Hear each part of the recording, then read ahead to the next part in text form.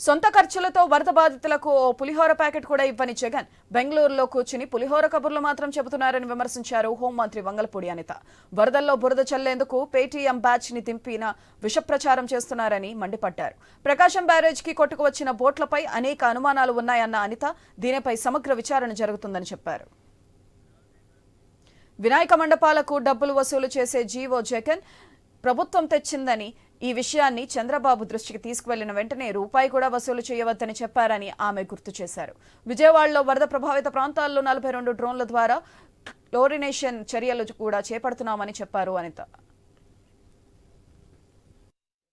ఏదైతే సొంత ఖర్చుతోని ఒక పులిహార ప్యాకెట్ కూడా చేయించి వరద బాధితులకి ఇవ్వలేని జగన్మోహన్ రెడ్డి ఈరోజు ఎక్కడో బెంగళూరులో కూర్చొని లిటరల్లీ చెప్పాలంటే పులిహోర కబుర్లు మాట్లాడుతున్నాడు.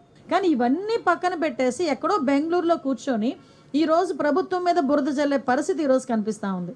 అరే ఎక్కడో బెంగళూరులో కూర్చోవడం అన్నది కూడా కాకతాళీయమే. ఎందుకంటే ఈయనకి నిజంగా పాస్పోర్ట్ ఇచ్చుంటే ఈ టైంకి లండన్లో కూర్చునేవాడు.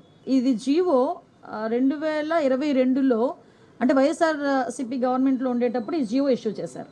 ఏదైతే వినాయక చవితి అదేవిధంగా దుర్గా నవరాత్రి ఉత్సవాలు మన రాష్ట్రంలోనే కాదు మన దేశంలో చాలా ప్రెస్టేజియస్గా చాలా భక్తి శ్రద్ధలతో చేసే భక్తులు ఎవరైతే ఉన్నారో వాళ్ళెవరు కూడా ఇబ్బంది పడకూడదనే 10 రోజుల క్రితమే గౌరవ సీఎం గారు అందరికీ కూడా ఇన్స్ట్రక్షన్స్ ఇవ్వడం జరిగింది.